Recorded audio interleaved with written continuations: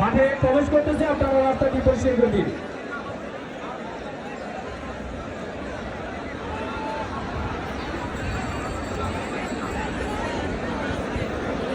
খুবই সুন্দর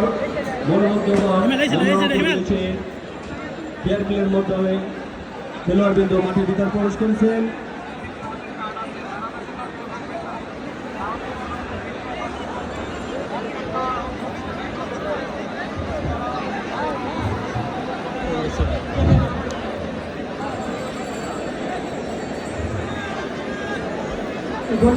যুব সমিতির উদ্যোগে আয়োজিত আজকে 4টা ফুটবল টুর্নামেন্ট অল্প কিছু খেলার মধ্যে অনুষ্ঠিত হচ্ছে।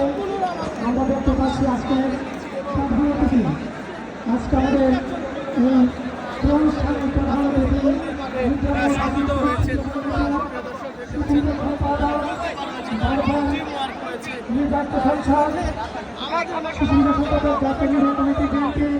আমাদের মির্জাপুরের রানীগুড়ি জনাব আবুল কালাম আজাদ সিদ্দিকী সাহেব এবং মাঠে আছেন মাঝখানে